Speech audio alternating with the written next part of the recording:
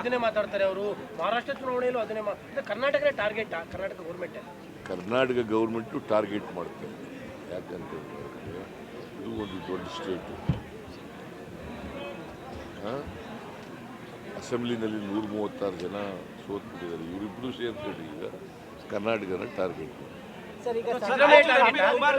ಸಿದ್ದರಾಮಯ್ಯನೂ target, Congress ಪಕ್ಷ ಸರ್ಕಾರನೂ target. Kumar Nayak ಅವ್ರನ್ನ ಇವತ್ತು ಇಡಿ ಮತ್ತೆ ವಿಚಾರಣೆ ಕರೆದಿದೆ ಸರ್. ರಾಯಚೂರು ಎಂಪಿ ಕಾನೂನು ಪ್ರಕಾರ ಏನು ಮಾಡಬೇಕು ಮಾಡಿ.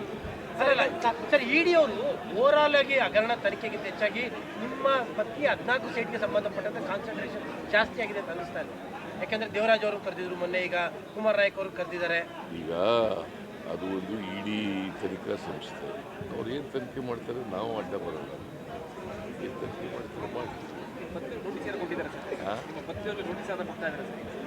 ನೀನು ಕೇಳ್ತಾ ಇದೆಯಲ್ಲ, ಹೊಡೆದೇವ್ರು ನೀನು ಕೇಳಿದ್ರ? ಅಲ್ಲ, ನೀನು ಕೇಳಿದ್ರ? ಮತ್ತೆ ಕೇಳಿದೆ ಯಾಕೆ ಕೇಳ್ತಾ ಇದೆಯಾ? ಒಯ್ಯೋ ರಾಜಕೀಯ ನಿಮಗೆ ನಿಷ್ಪಕ್ಷಪಾತವಾಗಿ ನಡೀತಾ ಇದೆ ಅಂತ ಅನ್ನಿಸ್ತಾ ಇದೆಯಾ? ಈಗ ನಾನೇನು ಹೇಳಲ್ಲ, ಅದ್ರ ಮೇಲೆ ಕಾಮೆಂಟ್ ಏನು ಮಾಡಲ್ಲ. ಬಟ್ ಇಡೀ ಮೂಢ ಕೇಸ್ಗಳು ಎನ್ಕ್ವೈರಿ ಮಾಡ್ತಿರೋದು ಸುಳ್ಳು ಕೇಸ್ಗಳನ್ನು ಮಾಡ್ತಾರೆ. ಸರ್, ನಿನ್ನೆ ಜಮೀರ್ ಅಹಮದ್ ಹೇಳಿದಂಥ ಪದ ನಿಮ್ಗೆ ಏನಾದರೂ ಎಲ್ಲ ಫಲಿತಾಂಶ ದೃಷ್ಟಿಯಿಂದ ಸಮಸ್ಯೆ ಆಗ್ಬೋದು? ಅವ್ರು ಕ್ಲಾರಿಫಿಕೇಶನ್ ಕೊಟ್ಟಿದ್ದೇನೆ, ಅದೇನು ಮಾತಾಡೋದು. ಹೇಳಿದ ಎಷ್ಟು ಮಟ್ಟಿಗೆ ಸರಿ? ನನ್ನನ್ನು ನರೇಂದ್ರ ದೇವೇಗೌಡರು ಸಿದ್ದರಾಮಯ್ಯನಿಗೆ ಸೊಕ್ಕು ಮುರಿತೀವಿ ಅಂದ್ರಲ್ಲ, ಅದು ಎಷ್ಟು ಮಟ್ಟಿಗೆ ಸರಿ? ಅದು ಬರೆದ್ರ ಒಬ್ಬ ಚೀಫ್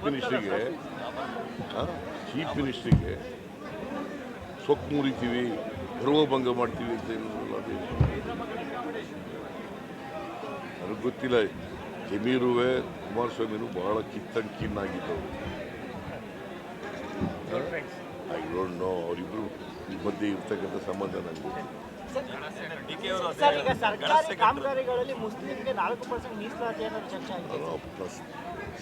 ಡಿಮ್ಯಾಂಡ್ ಮಾಡಿದ್ದಾರೆ, ಹಿಂದುಳಿದವರು ಮಾಡಿದ್ದೀವಿ, ಪರಿಶಿಷ್ಟ ಜಾತಿ ಪರಿಶಿಷ್ಟರು ನಮಗೂ ಮಾಡಿ ಅಂತ ಕೇಳಿ.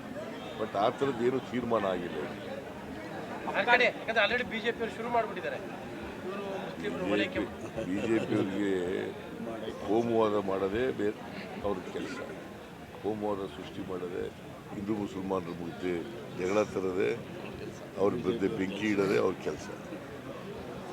ಯಾವಾಗ ಈಗ ಶಾಂತಿ ಇರಬೇಕು ಸಮಾಜದಲ್ಲಿ ಅಂತ ಬಯಸಿದ್ದಾರೆ, ಎಲ್ಲರೂ ಕೂಡ ಸೋದರತ್ವದಿಂದ ಬಾಳಬೇಕು ಅಂತ ಯಾವಾಗ ಇಷ್ಟಪಟ್ಟಿದ್ದಾರೆ?